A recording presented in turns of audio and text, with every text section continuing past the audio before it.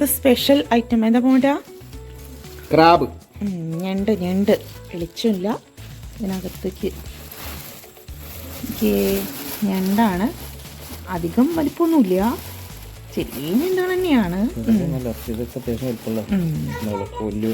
Okay okay, എന്തായാലും നമുക്കിത് ഞണ്ട് കറി വയ്ക്കാം. ഞണ്ട് എന്ന് പറഞ്ഞു കഴിഞ്ഞാൽ ആദ്യം തന്നെ ഈ പ്രമോദൻ എന്തായോ പറഞ്ഞിരുന്നത് ഞണ്ട് ഞവഞ്ഞും തിന്നുന്ന സാധനമല്ലേ, ഞണ്ട് തീരെ ഇഷ്ടമില്ലാത്ത ഒരു ഐറ്റം ആയിരുന്നു.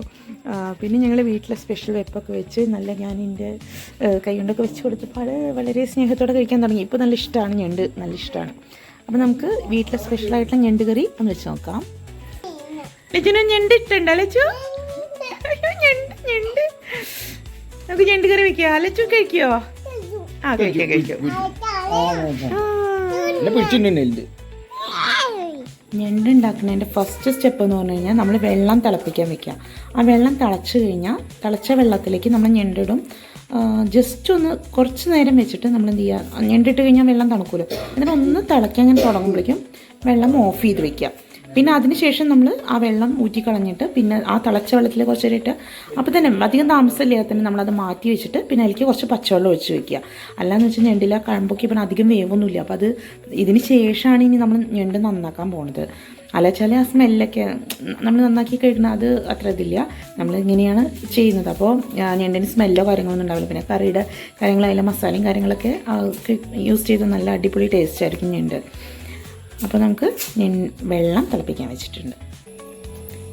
ഞണ്ട് ഓരോന്നായിട്ട് വെള്ളം ഏകദേശം തിളയ്ക്കാൻ തുടങ്ങുന്നേ ഉള്ളൂ.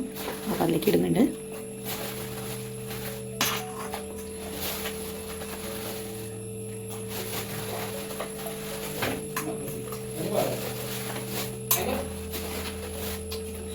ഇപ്പോൾ ഇത് നന്നായി തിളച്ച് വന്നിരിക്കുകയാണ്.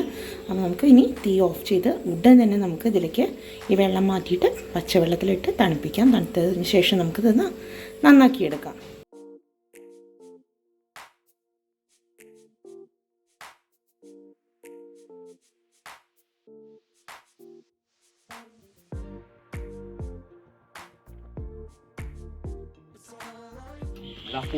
ഓക്കെ, നമ്മൾ 2 തവണയ്ക്ക് കഴുകിയിട്ട് അമ്മ ജസ്റ്റ് വെള്ളമൊക്കെ മാറ്റി വെച്ചിട്ടുള്ളതാണ്. ഇനി നമ്മൾ എടുത്തിട്ട് എങ്ങനെയാണെന്ന് വെച്ചാൽ നമുക്ക് അത്യാവശ്യം കുറച്ച് വലിയ കാലാണെങ്കിൽ ഇങ്ങനെ എടുത്തിട്ട് കാര്യമുള്ളൂ, മറ്റത് കാര്യമൊന്നുമില്ല. പിന്നെ വേണമെങ്കിൽ നമുക്ക് ഈ പറഞ്ഞ പോലെ ഒരു സ്മെല്ലെങ്കിലും കിട്ടുമല്ലോ കറിക്ക് എന്ന് വിചാരിച്ചിട്ട് എടുക്കുക. കാരണം കുഞ്ഞു കാലുകളിലൊന്നും ഒന്നും ഉണ്ടാവില്ല. അപ്പോൾ നമുക്ക് വേണമെങ്കിൽ ഇതൊക്കെ ചെറിയ കാലുകളൊക്കെ നമുക്ക് എന്ത് ചെയ്യാം, ആക്കിയിട്ട് വേറൊരു പാത്രത്തിലിട്ടേക്കുക. ഇതൊന്നും വേണ്ട നമുക്ക്. അതിൽ നല്ല കാലം മാത്രം എന്ത് ചെയ്തു എടുത്തു. 2 കാലാണ് മെയിനായിട്ട് ഇതിലൊക്കെ നല്ലത് കിട്ടിയിട്ടുള്ളൂ. അപ്പോൾ ഈ 2 കാലം എടുത്തു. പിന്നെ നമുക്ക് ഇതിൻ്റെ ഒഴിവാക്കേണ്ട സാധനങ്ങൾ നമ്മളിത് ഇതൊക്കെ പൊട്ടിച്ച് കളഞ്ഞ് അത് ഒഴിവാക്കി. പിന്നെ നമുക്ക് ഈ തൊണ്ട് പതിയെ പൊളിച്ചെടുക്കണം. അല്ല, തൊണ്ടെടുത്ത് ഒഴിവാക്കി.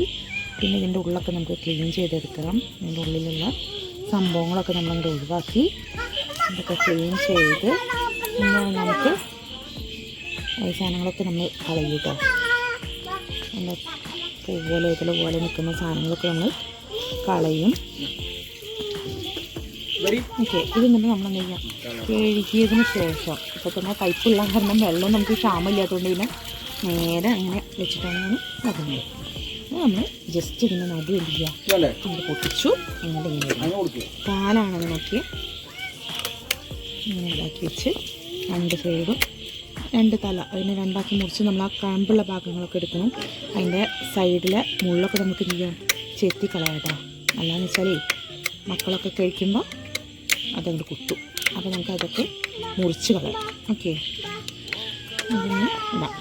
ഇതിലൊക്കെ ഓരോ സൈഡും പറഞ്ഞാൽ ഭയങ്കര മുള്ള് പോലെ മൂർച്ചയായിരിക്കും കേട്ടോ.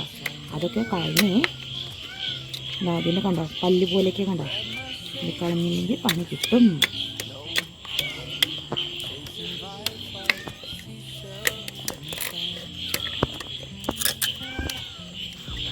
നമ്മളെ അമ്മ ഇന്നും ഈ നേരത്ത് മീൻ നന്നാക്കാറുണ്ട്. അപ്പോൾ മീനിൻ്റെ സ്മെല്ല് മീനായിരിക്കും എന്ന് വിചാരിച്ച സ്മെല്ലൊന്നും ഇല്ല, പക്ഷെ മീനായിരിക്കും എന്ന് വെച്ചിട്ട് നമ്മുടെ 2 പൂച്ചകൾ വന്ന് കാവിലിരിക്കുന്നുണ്ട്.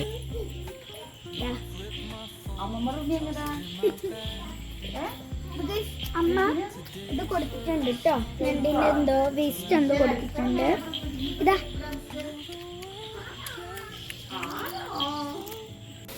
ഇതിലേക്ക് നമ്മൾ ഗ്രേവി ഉണ്ടാക്കാൻ വേണ്ടിയിട്ടുള്ള ആവശ്യമായ സാധനങ്ങളാണ്.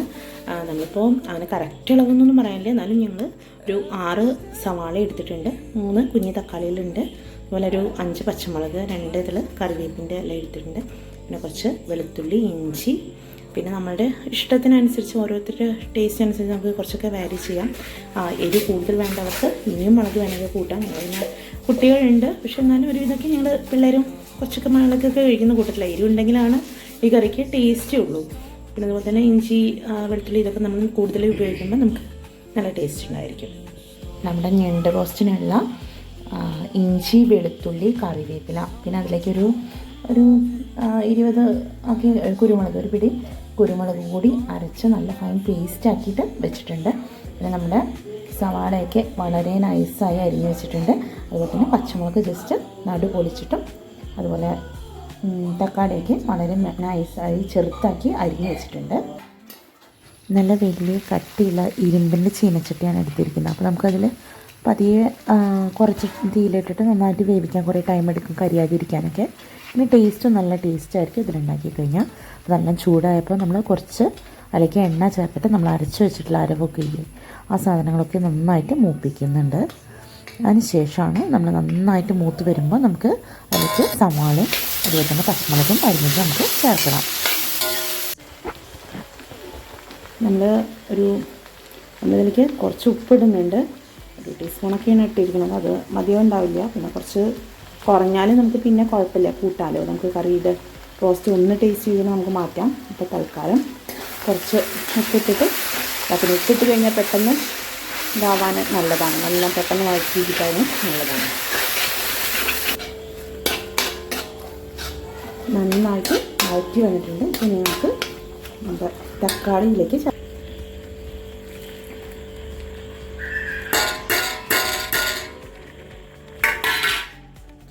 തക്കാളി നന്നായിട്ട് ഇളക്കി ഇത് നന്നായി മിക്സ് ചെയ്ത് വഴണ്ട് വരുന്ന സമയത്ത് നമുക്ക് 1 ടേബിൾ സ്പൂൺ ഗരം മസാലപ്പൊടി, നമ്മൾ പാക്കറ്റ് മേടിക്കാൻ കിട്ടുമല്ലോ ഗരം മസാല, അത് പൊടിച്ച് വെച്ചതായാലും കുഴപ്പമില്ല. പിന്നെ ഒരു ടീസ്പൂൺ മഞ്ഞൾപ്പൊടി. ഇതൊക്കെ ചെറിയ ചെറിയ വ്യത്യാസം നമ്മുടെ ഓരോരുത്തരുടെ ഇഷ്ടത്തിനനുസരിച്ച് നമുക്ക് മാറ്റം വരുത്തിയിട്ട്, കൂടുതൽ മസാല ഇഷ്ടമുള്ളവർക്ക് അതങ്ങനെ ചേർക്കാം. അങ്ങനെ ഇത്രയും കാര്യങ്ങളാണ് ചേർക്കുന്നുള്ളൂ. ഇത്രയും ചേർത്തിട്ട് നന്നായി ഇളക്കിയെടുക്കുക. അതിനുശേഷം നമ്മുടെ നന്നാക്കി വെച്ചിട്ടുള്ള ഞണ്ട് ഇതിലേക്ക് ചേർക്കുക. ഞണ്ട് ചേർത്ത് നന്നായി ഇളക്കി ഒരല്പം, നമ്മളിപ്പോൾ ഈ മിക്സിയിലൊക്കെ ഇത് അരച്ചതല്ലേ, അപ്പോൾ അരച്ചതിൽ ഒന്ന് ക്ലിയർ ആക്കി എടുക്കാൻ വേണ്ടിയിട്ട് നമ്മൾ ഒരു ഗ്ലാസ് വെള്ളമൊക്കെ അതിലേക്ക് ചേർക്കാം. എന്നിട്ട് അത് ചേർത്തിട്ട് ആ വെള്ളമൊക്കെ കൂടിയിട്ട് ഇതിൽ നമ്മൾ ഒഴിച്ച് ഒരു 10 മിനിറ്റ് നേരം, അപ്പോൾ ഞണ്ടിലെ കാണുമ്പോൾ ഒരുവിധം വെന്തിട്ടുണ്ടായിരിക്കും. അപ്പോൾ എന്നാലും എന്ത് ചെയ്യുക, ഈ ചെറുതായിട്ട് കുറച്ച് വെള്ളം നമ്മൾ ചേർക്കുന്നുള്ളൂ, 1 ഗ്ലാസ് മാക്സിമം. എന്നിട്ട് നമ്മൾ പതിയെ ഒന്ന് അടച്ച് വെച്ച് ഒരു 10 മിനിറ്റ് നേരം അടച്ച് വയ്ക്കുക, ചെറുതീയിൽ വെച്ചിട്ടുണ്ട്. അപ്പോൾ എല്ലാ മസാലയും കാര്യങ്ങളും എല്ലാം മിക്സായി സൂപ്പർ ടേസ്റ്റി ആയിട്ടുള്ള ഞണ്ട് കറി റെഡി ആയി കഴിയും. അപ്പോൾ കുറച്ച് ഡ്രൈ ആയിട്ടാണ് നമ്മൾ യൂസ് ചെയ്യാൻ ടേസ്റ്റ് ഉണ്ടായിരിക്കുക. അപ്പോൾ സെറ്റായിരിക്കും.